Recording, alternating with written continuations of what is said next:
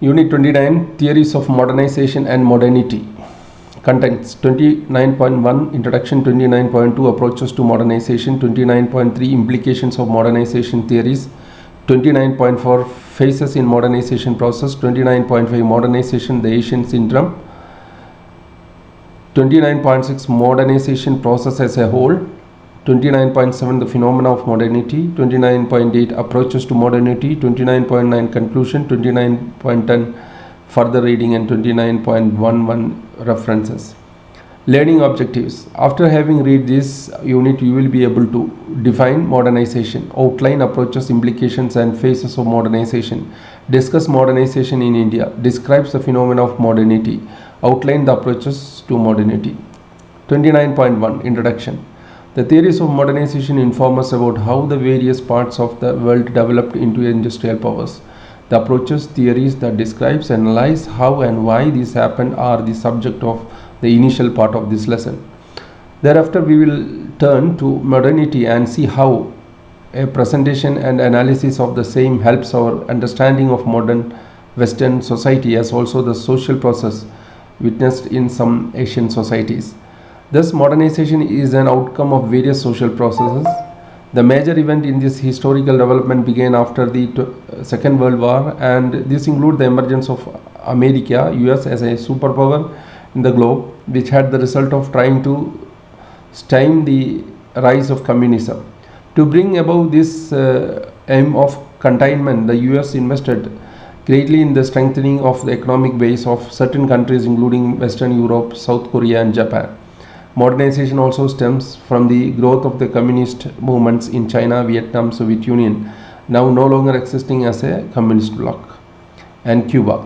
The third of this process includes the factors of decolonization in India and Africa and the termination of colonies controlled by European powers. At this point of time, the former colonies had to face the challenge of adopting some appropriate model of growth. In this, they were assisted and helped by the US, which sent vast teams of social scientists to study the ground situations in the new nation states. The idea behind this move of US was to see how capitalistic ideologies could be used in economic growth of these nations, most of whom were poor due to the long period of colonization which had greatly debilitated their resources and has been deeply exploited. This included the export of raw materials which were turned into products and commodities and re-exported to the colonies so as to make great economic profits. This strategy of supplanting capitalism and capitalistic ideologies was no doubt also an attempt to the influence of communist ideology and to destroy it over a period of time. There is thus a great dimensions of political maneuvers and ideology which is involved in the process of modernization.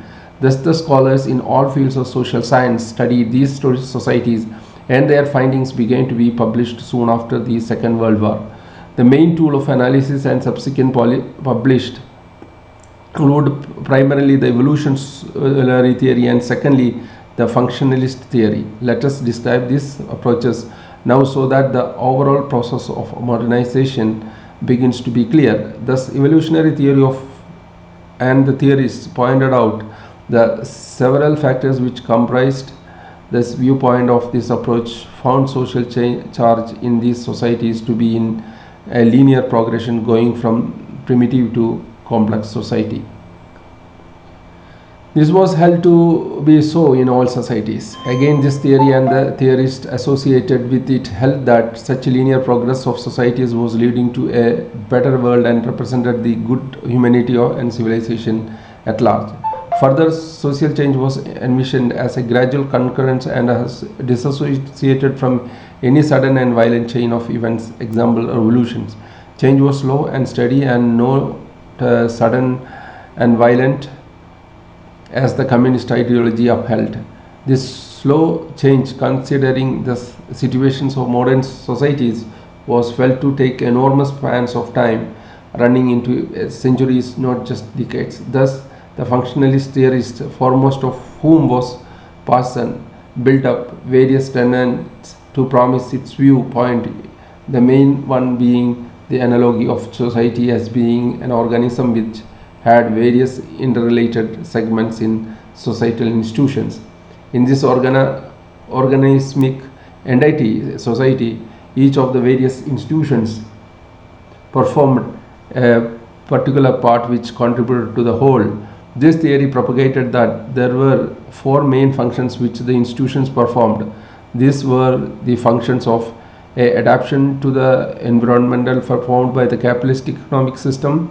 Then was the function of goal attainment, which was a government function, a function which encompassed liberal aims. Next came the function of integration performed by legal and religious institutions, especially the Christian religion. Finally, there is the latency function performed by the family and by educational institutions. 29.2 Approaches to modernizations. Thus, modernizations approaches distinguished between traditional societies and modern societies. Thus, the traditional societies were said that they tend to have a large personal face-to-face nature, which was felt to be inferior in terms also of market relations. On the other hand, modern societies tend to be neutral and therefore much more capable of dealing with and exploiting the market and environment.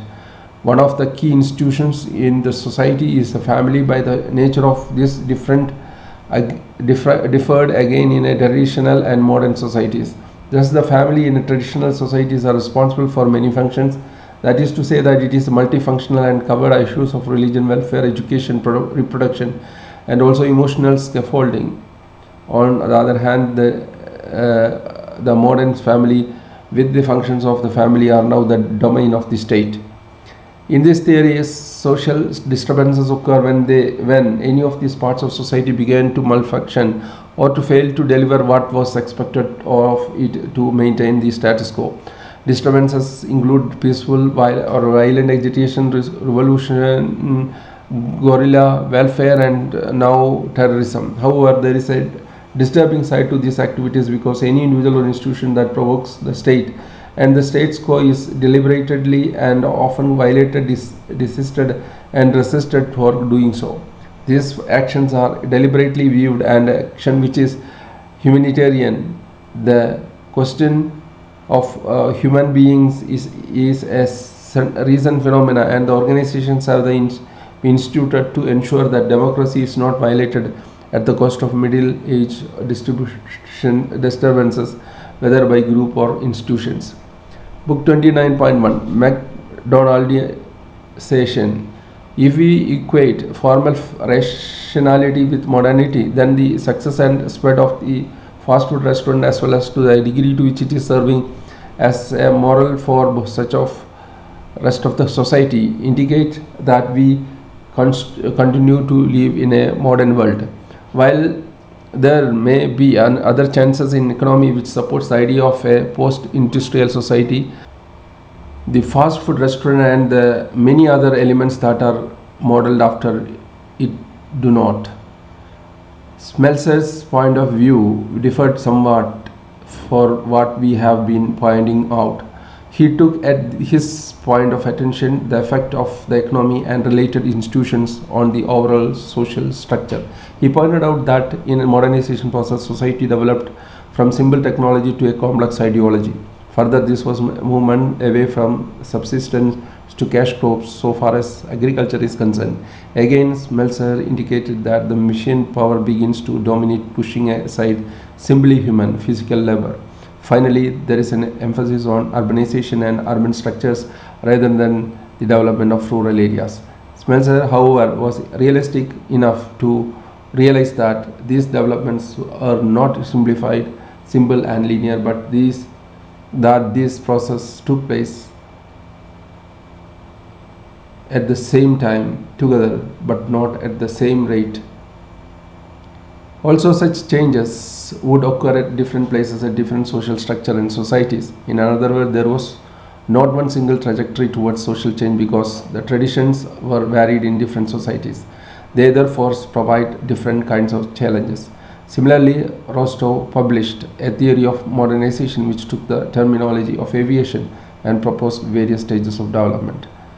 The theory of talk of a primitive society moving on to get preconditions for the pre-take-off onto the take-off stage, the drive to maturity, and finally to a mass consumption society. Thus, for Rostov, economic development goes through various stages, and that this is universal to all societies, and that modernization is a process of homogenizations, of Europeanizations, or reversible, progressive, evolutionary, and transformative. This theory has some questionable implication. Thus, following this theory, it is implied that the nations which are traditional has their ultimate model Western advanced societies, which they must emulate in every way to themselves reach an advanced state or modern state. This in itself implies that the capitalistic state and ideology is the path to be followed by the underdeveloped states. Thus, modernizations and theories explaining it accept without hesitations that American policies of trade and foreign policy and that of international relations have to be accepted and subscribed to because they are at the core of the modernizing process. 29.3 Implications of modernization theories. As you will have noticed that there is a heavy Western bias in these theories and these implications. Modernization theory itself is mostly a Western product and sets up these societies as an ideal that the less developed countries must follow without hesitation single capitalistic ideology because of their works and their work best. However, dependent theory takes a wider global perspective. It points out that the problems faced in development are not just those of social structure in traditional societies, but in large part due to worldwide structures imposed by the modern world on the north. Reflections and action. 29.1 Do you think that the metropolis-satellite relationship between countries of north and south will exist? Give reasons for your answer. The Andre Gunnar Frank has pointed out that the relations between north and south are arranged as a chain described by him as metropolis satellite relationships. Thus, we can see that there is an underlying hierarchy in world relations at the core of the changes in the metropolis that has no strong dependence on their regions.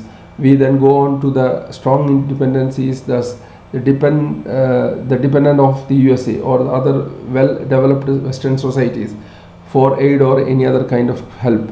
The downward chain continues and culminates the right down to states, nations which are very highly or even totally depend on the nations depend higher upon in the hierarchy of dependencies for along everything in food, fertilizers, clothes, automobiles, machines, etc.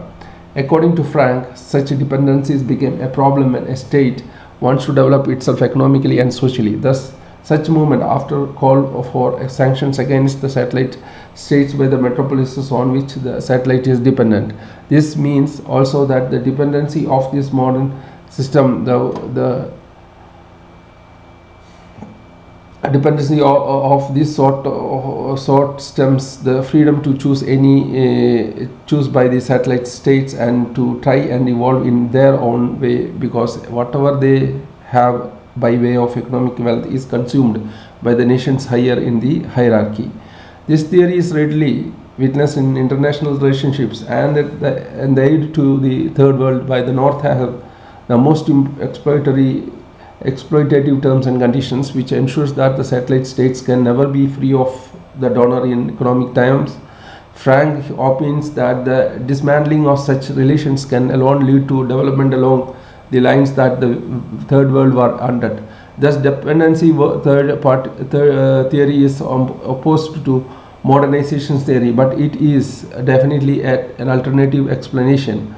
Further, such an explanation exposes some harsh realities of contemporary societies across the globe. Modernization theory is more of an ideology, whereas dependence theory exposes the harsh economic international realities. Neither of them has produced any specific development just attributable to them.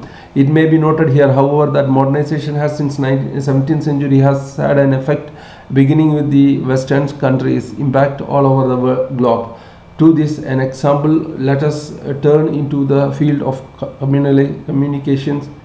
Thus, modernization theories shed light on how the media is affected by these reality recent changes both in reality traditional and post-mortem societies. We may note that the modernization theories we have seen discussing can be seen to have evolved in three relatively distinct places. The first phase of these theories began in 1950s and 1960s and tried to explain how Western societies as living gradually spread all over the globe.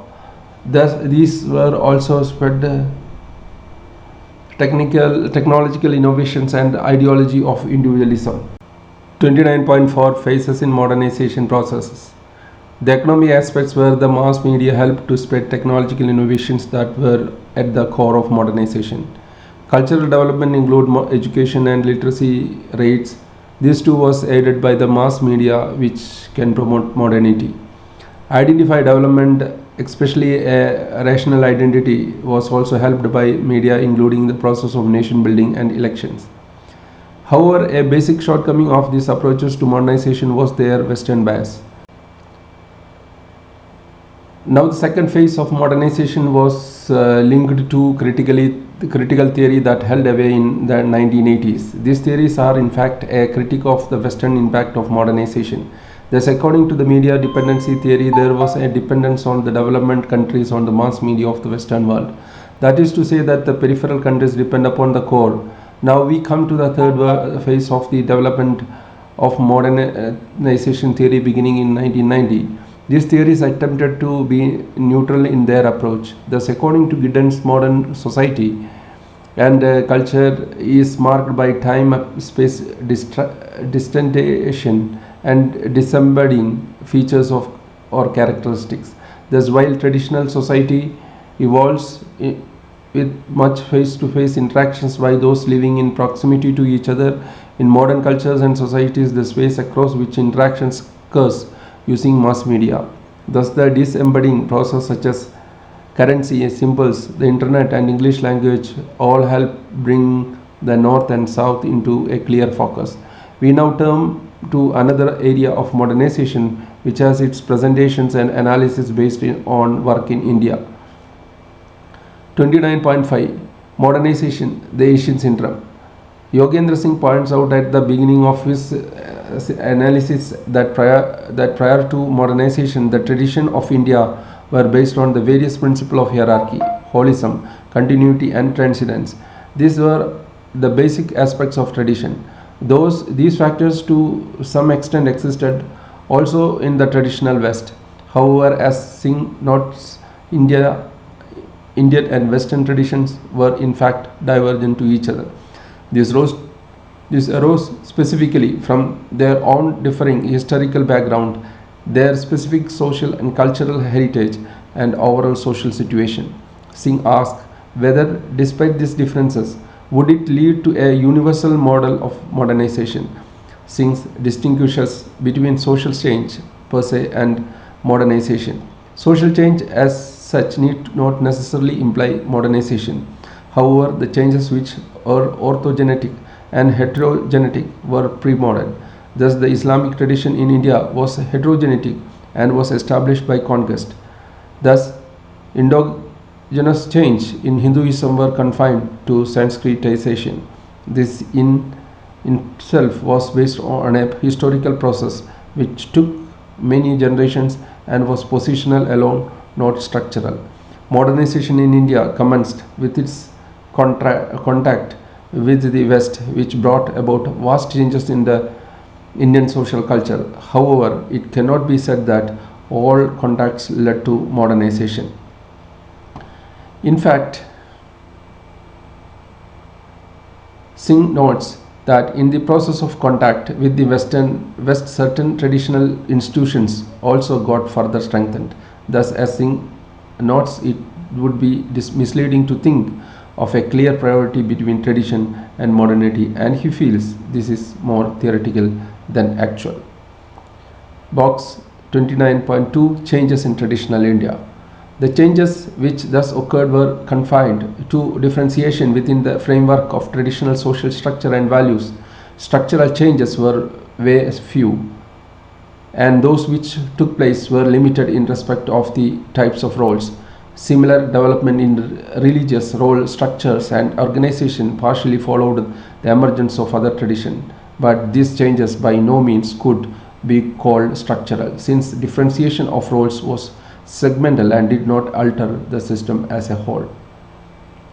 During the British period, modernization was selective and sequential. It was not in synchronization with family, caste, and village.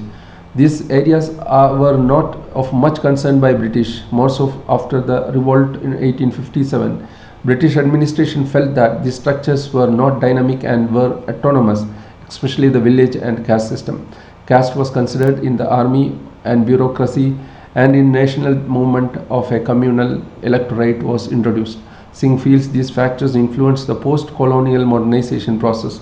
The process of modernization found expressions and ground in the freedom struggle in India led by Mahatma Gandhi, whose actions and mobilizations of masses led to what Singh calls a new political culture of modernization.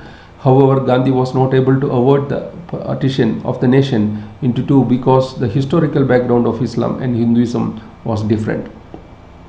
Singh asks how modernizations can lead to an integrative pattern, which is in terms a complicated one, whether this is overt or covert.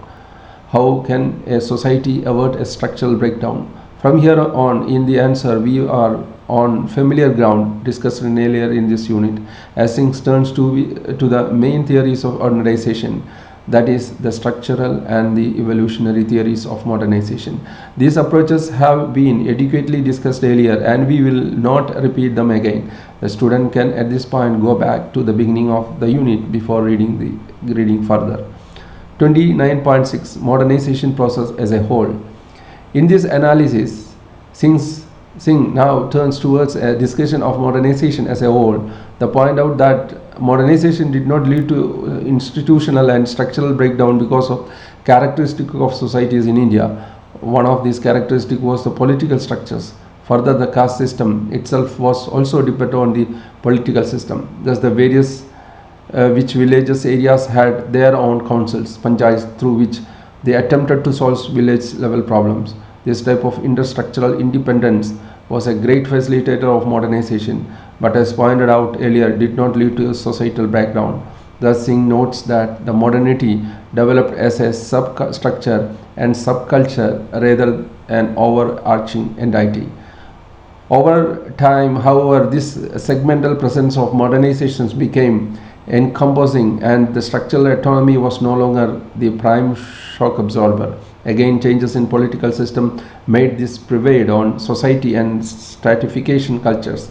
In its wake, there are stresses on the entire cultural system. However, it is clear that modernizations require adaptive changes in value systems which are non-traditional in terms of values and norms. Singh gives the examples of the process of secularism and untouchability, which are the definitely part of the modernization process in present day in India, which is resisted by the traditional value system. Reflections and actions 29.2. To what extent does modernization lead to the breakdown of inequality? Give reasons to support your answer. Okay. Singh asks again whether the society in India be able to avoid structural breakdown in what he refers to as the second phase of modernization. Further, the absence of structural autonomy creates serious problems or bottlenecks for the transitions to modernity. Thus, Singh opines that in the cultural area, legislators have altered the overall landscape since they have been made with a view to terminate social inequality and its attendant exploitations and alienation, and pave the way towards democratic rights and other commitments made in the constitutions of India. Such processes have pushed society in India away from the positional change of Srinivasa's theory of Sanskritization. Sanskritization. In place of this process, this has been a creation of new identifies caste associations and tribes. This process in itself is sped up by the great traditions of modernization, example education, industrialization, and urbanization. Further, Singh notes that the traditional structures are being mobilized for modern objectives and protest movements. Paradoxically, tradition itself is strengthened because media and transport process spreads ritual structures and help organize further the various religious groups and activities. Again, religious sects and other religious groupings employ the bureaucratic approach, and this is in part responsible towards the integration of sects from the overarching religious order. However, Singh in carefully to point out that in the post-colonial period of modernization, there have been several structural changes. Thus, caste, family, village, and community retain their identical.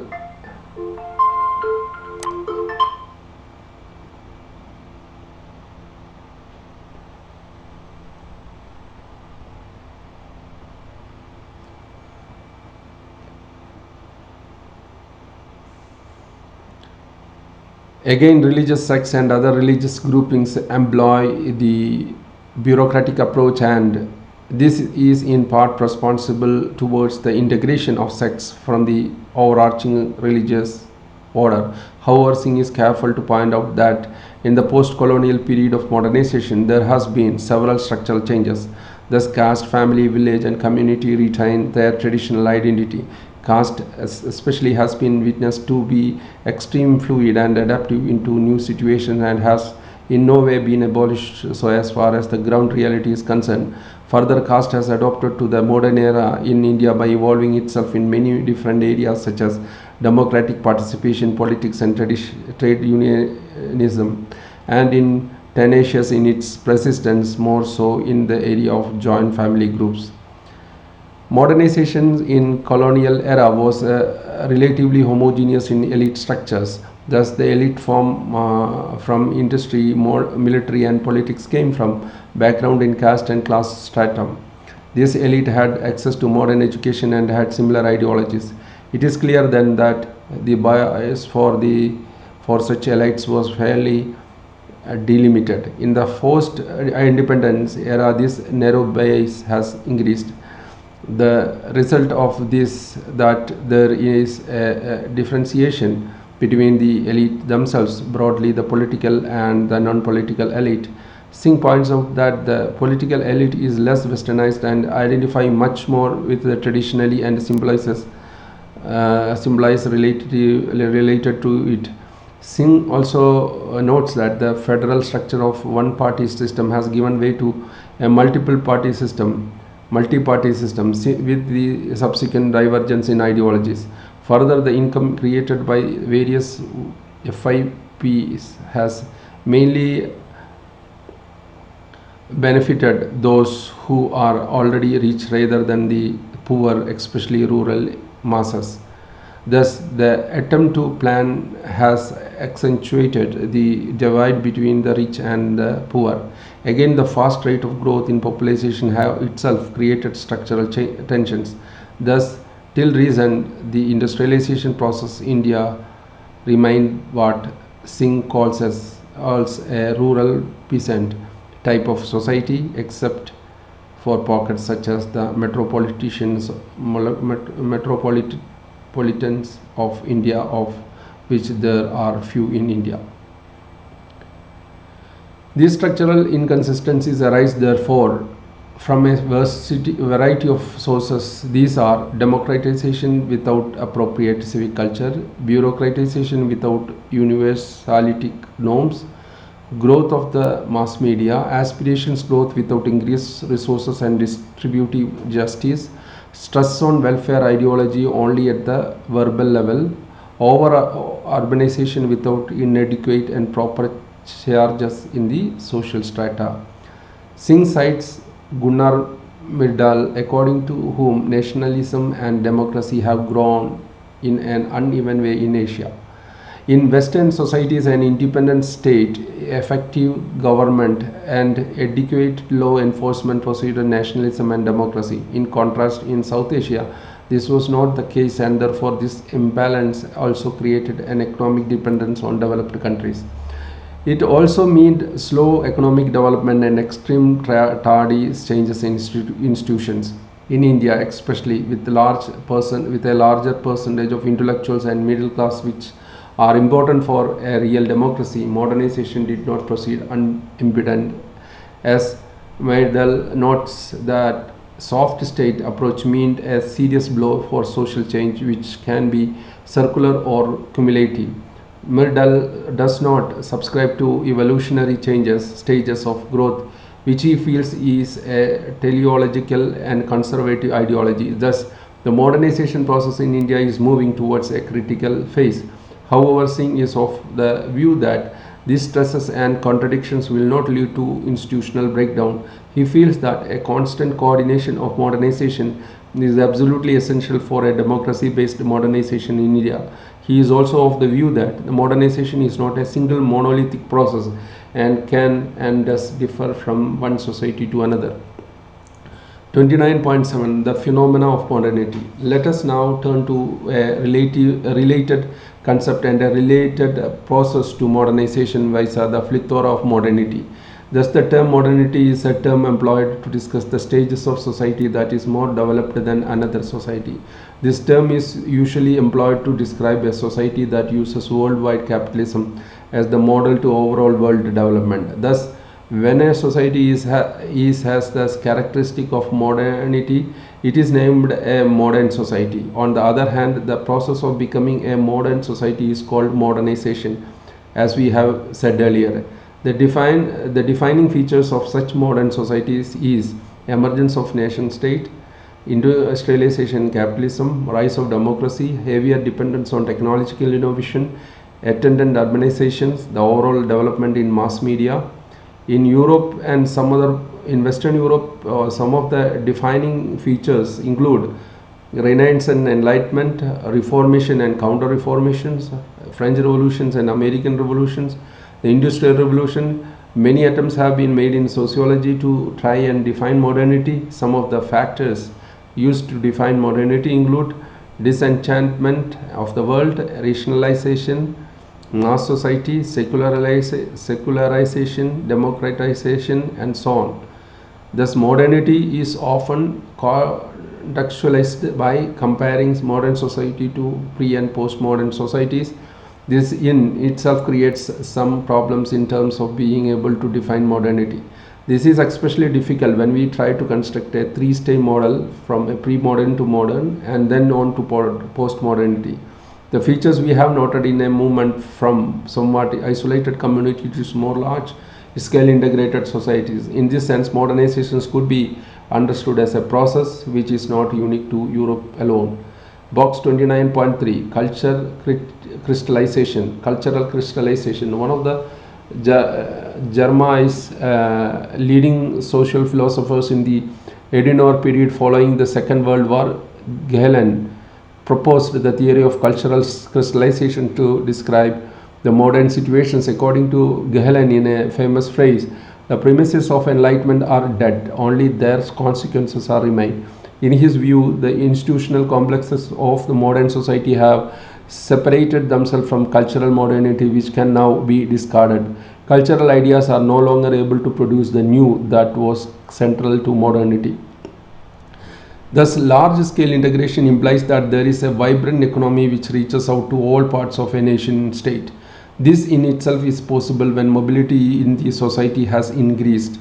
Further, this development implies specialization which is a society and linking up of sectors. However, this process can somewhat appear to be paradoxical. Thus, a unique local culture loses its identity by this increasingly powerful influence of cultural factors. Example, folk tales, popular musics, and homogenizations of cultures, food recipes. These factors are found to exist in greater or less extent in all local cultures and helps to diversify them. This is found to a greater extent in the metropolitan towns where mobility is higher. Thus, bureaucracy and hierarchical aspects of government and the industrial sectors are the areas which grow in power in an unprecedented manner. However, the role of the individual still exists in such a society where there is a dynamic competition and individualization both exist side and by side. This is then quite different from societies where the role of the individual is ascriptive. That is to say, the individual in modern societies is influenced by more than family background and family preoccupations. Now it is necessary to point out that such social changes are found at different levels of social integration and are not simply the features of European society at any particular point of time. These changes can happen when two communities merge together. Thus, when two individuals develop a relationship, the division of the roles also tend to merge. Again, in the process of globalization, we find the international flows of capital change the ground situation. Thus, while it can be said that the modernity has some apparent contradictory elements in reality, this can be reduced to several simple concepts related to social change. How then does this view of modernity explain the worldwide influences of Western European and American societies since the Renaissance? Initially, we can say that the internal factor is that only in Europe that rational thinking began to substitute intellectual activities that were shrouded in superstitions and religion. Secondly, there was an external elements as well as, and this was the factor of colonization, which created an exploitation access between the societies which are exploited and others which exploited the societies. However, we find that there are many traces of ancient societies which coexist within the umbrella of modernity. These include the joint families, small scale enterprises, vast income diversity, and so on. It has, however, been argued that the features may in fact be regarded as aspect of modernity itself rather than any threat to it. Modernization was very beneficial to the society in many ways, especially in the field of health and in the field of nutrition. Thus, fatal diseases were controlled or eliminated, and the values of egalitarian began manifesting themselves. However, some drawbacks are also there, and the picture is not just positive. This not only did technological advantages breed great economic wealth, but also developed nuclear bombs, two of which were dropped in Nagasaki and Hiroshima. Nuclear technology still evokes negative responses when it is proposed to be used for military purposes. Similarly, the degradations of environment and overall populations are well known. However, decreasing biodiversity, climate change, all result from a hyper individual society. Psychological problems and laxity of morals also create problems of modernity. 29.8 Approaches to modernity. Thus, as Taylor pointed out, there are at least two approaches for the comprehensions of how modernity came into being. These are the ways of comprehending what makes the existing society so very different from that which enveloped man before modernity arose. One method looks at the differences in contemporary Western society and culture and medieval Europe as similar to the differences between the medieval Europe and medieval India. So we can think about the analysis difference between civilization and their attendant failure, culture. On the other hand, the situations can be looked at from the viewpoint of change involving the end of one type of tradition society and the coming into being of modern societies. The later perspective is the more influential one, and it provides an analysis that gives a different perspective. The approach mentioned first is a cultural approach, and the second as a cultural approach. In the cultural approach, there are many cultures which have in them language and cultural practices that help us to understand the self, the other psychological sets, religion, morality, and so on. These factors are specific to a culture and are often non-comparable. Keeping the above in view, a cultural theory of modernity outlines first and then analyze the transformation into the new culture. The present day world can be seen as a culture with specific comprehensions of the self and morality. Thus, this model of modernity can be seen and used analytically to contrast with the earlier aspects of civilization. On the other hand, an accultural theory describes the entire process in terms of some culture neutral analysis. This implies that the entire process is not analyzed in terms of culture that existed and then transformed into modernity. Rather, it is considered too general an approach that can seen as the process any traditional society would undergo. Thus, agricultural theory conceives of modernity as the rise of reason in different ways, such as the growth of scientific consciousness, development of secular thought was instrumental rationality, fact finding, and evolution. Modernity can also be explained and accounted for in socio-cultural terms and also intellectual shifts. Thus, transformation, social, cultural, individual can be seen to arise from increased mobility, demographic changes, industrialization, and so on. In such cases, and mentioned above, modernity is conceived as transformations which all cultures can go through and will undergo in due course of time. Such changes are not defined in terms of individualism, morality, good and evil. They are instead talking of cultures and civilization as a whole.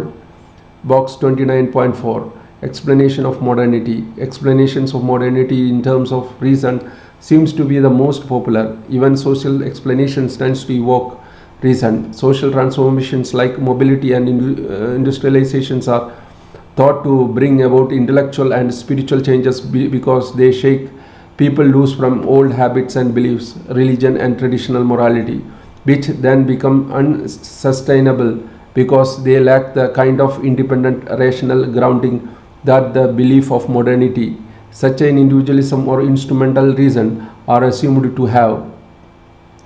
Thus, any culture would be impacted by the increase in scientific consciousness, secularism of religion, and the growth of instrumental thinking. Modernity, then, in this approach theory, issues from rationality, which is cultural neutral. This is despite the fact that the theory can account for why modernity arose in one society rather than another, or why it arose in some societies first and then other later. In fact, the theory does not lay down specific points or stages into modernity, but as something general that can take any particular culture as its input. So, this operation or transformation is not to be seen as perspective about human values or shared meanings. In the case of social explanation, causality is assigned to development like industrializations that do impact on values. Considering then the explanation in terms of rationality, this is thought to be the exercise of a general capacity which was ripe for maturing and unfolding. Given specific conditions, people see scientific thinking as having a place in society. They will also see that instrumental rationality is beneficial.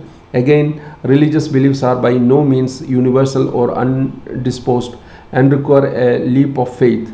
Finally, facts and values are separated.